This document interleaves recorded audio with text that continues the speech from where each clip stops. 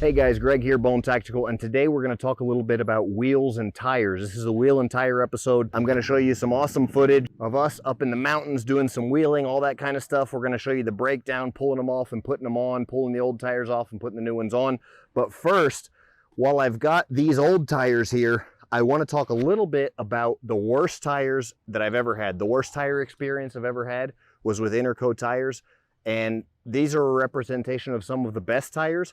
I will talk about those later in the video and why they're the best, but what I want to tell you first off is that I just want to say I'm getting rid of these. It was a sponsorship deal we had worked out that they were giving me a major discount on the tires, and that's the only reason I ended up going with them. I tested out their new TSL radials, and they're just absolutely terrible. You can see here, I mean, it's just, the rubber is just terrible. So what I want to start off by saying is be aware of the rubber compound of your tires, all right? With a heavy vehicle, you want something normally that's load rated, and then the rubber compound is so important.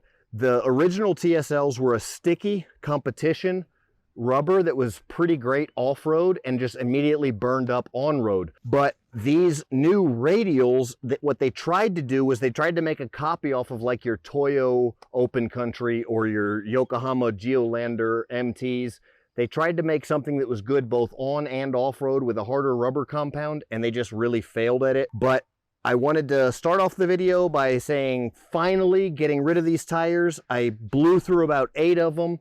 The people at Super Swamper were absolutely terrible to deal with.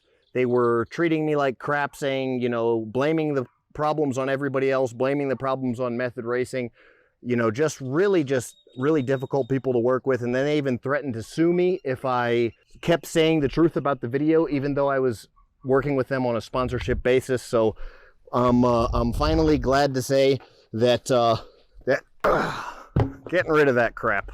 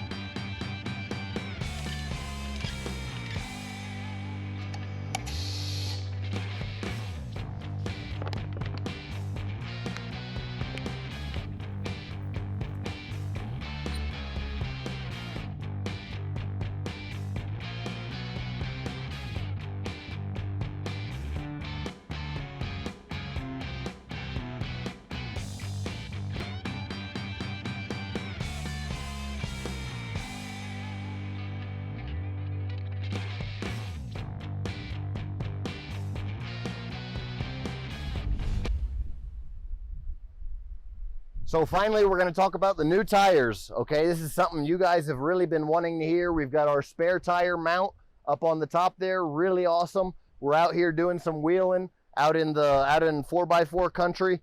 These new tires are the Yokohama Geolanders, okay? They're 35s. I'm going to really briefly cover just about everything that I think is important as far as tires go.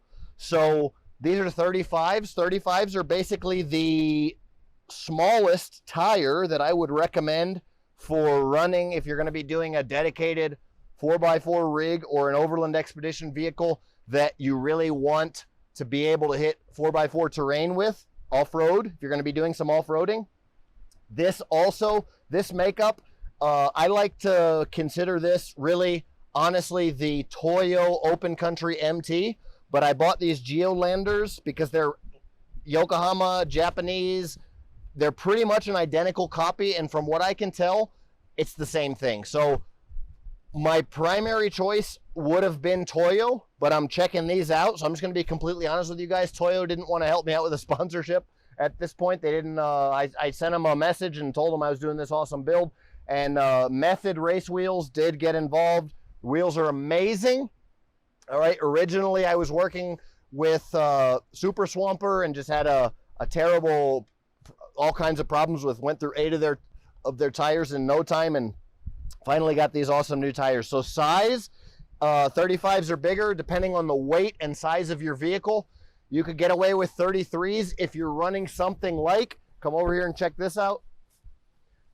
If you're running something like a smaller Tacoma or a Hilux or something like this little runner we've got here to go up in the mountains and pick up coffee, because this is so much lighter, you can get away with 33s. But still, that would perform better with 35s. It's just a lot of work to, and sometimes there's possible reliability issues with 35s on a car like that.